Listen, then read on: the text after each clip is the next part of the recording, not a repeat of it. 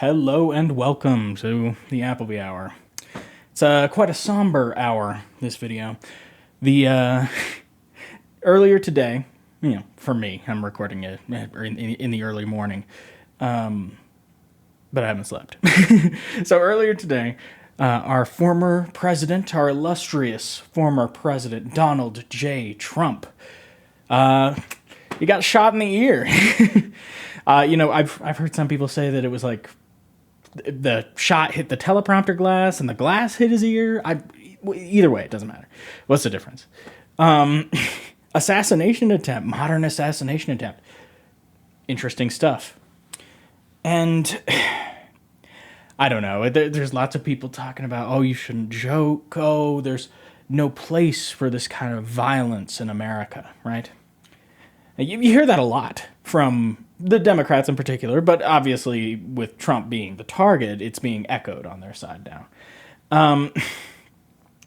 And I've always found it a little strange. Ever since I was a little kid, I found that idea strange because out one side of your mouth, the school system is like, oh, we had this beautiful, wonderful revolution. We liberated ourselves from tyranny.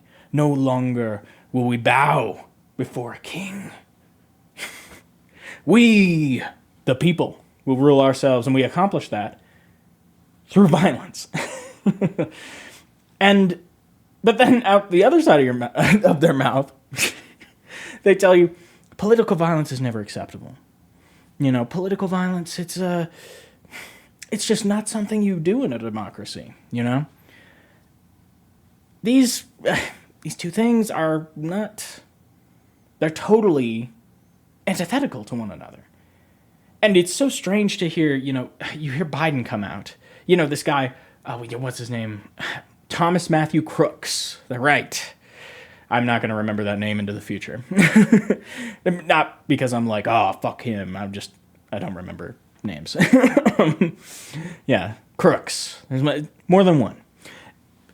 Crooks comes, he crawls on the roof, shoots 8 times, misses all 8 because he was firing with iron sides. I don't know. Fucking strange.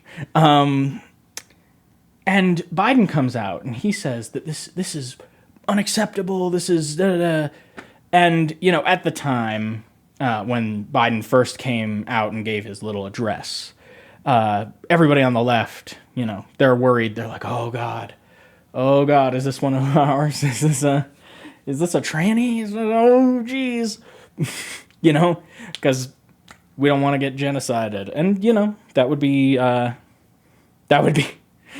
big leap towards that future.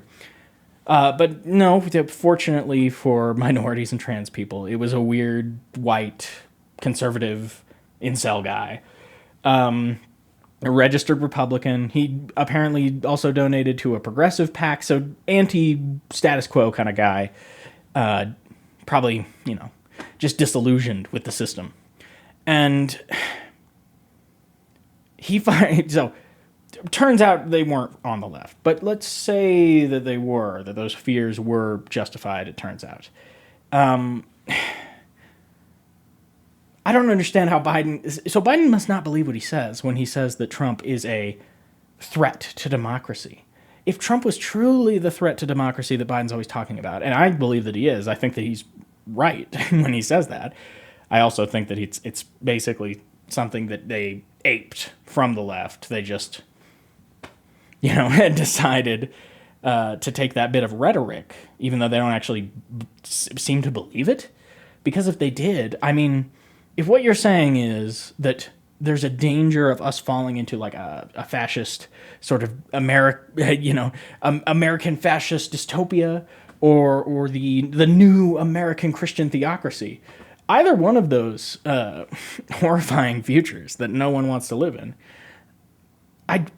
obviously, like, I don't know. It's like, full disclosure, I haven't come down. I have so many thoughts on the issue of political violence, and I just haven't come down on a side. I see where everyone is coming from. But when it comes to it's just, obviously we don't want violence. We don't want to normalize violence, especially to like voting, to the citizenry. The politicians I care less about, but the citizens should not live in fear of violence, political violence. I just don't. But how do you balance that with self-defense? Because I don't think anyone would argue that had like the Jews who saw what was coming in Nazi Germany, in their early years. I don't think anyone would, in retrospect, say that they would be wrong to rebel violently, to use violence to defend themselves. And I do believe that we are scarily close to that place in America today. Now, who knows what the future holds? But like, that's a threat on the horizon, a threat to me and the people that I love. And I can't ignore that,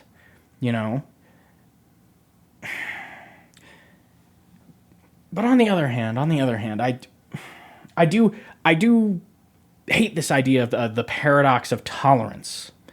There's this idea that you can't tolerate intolerance, right? Because if you tolerate intolerance, if you tolerate like anti-democratic sort of sentiments, that no, we should be above the rest, right? If you tolerate fascism, then the system will break down, right? It makes out fascism to be just unerringly effective and entirely competent, and which is not true. Not true. The reason fascism is on the rise is not because it's super competent. It's not because it's this infectious thing that just crawls up in wherever. It's because our immune system is weakened. We are not educated. The most educated people do not fall for this fascist bullshit. And if our education system were actually about education and not just an adult daycare center, then maybe we could have a system where you tolerate intolerance and it's still the vast minority. I mean, education is the lifeblood of a democracy. I think education and democracy they're so closely linked. I've said this in my video about democracy, but democracy is not about casting a ballot.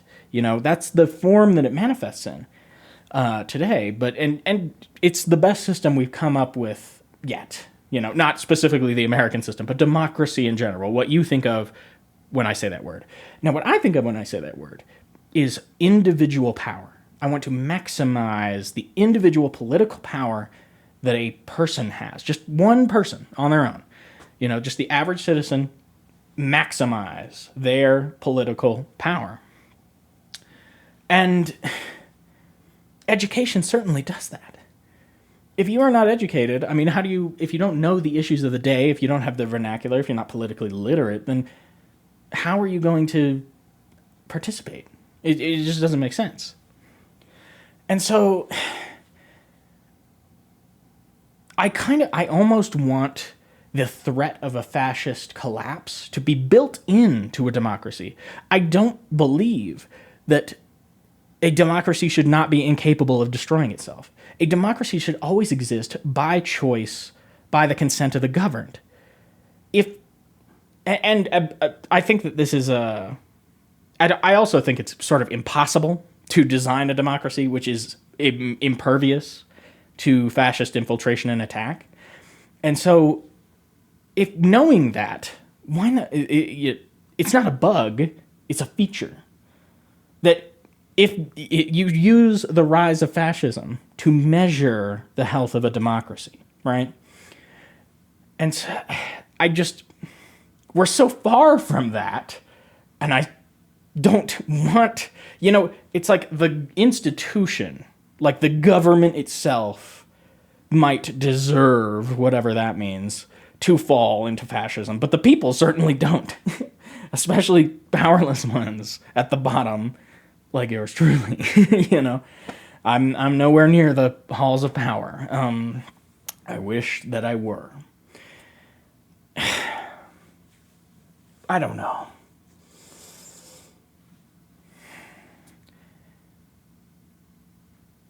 God. Why do you have to shoot Trump? Like, I wish he'd gone after Biden. That would have been so much better for us. The only thing that's good that can come out of this for the Democrats is if somehow this is the kick in the ass we needed to kick Joe.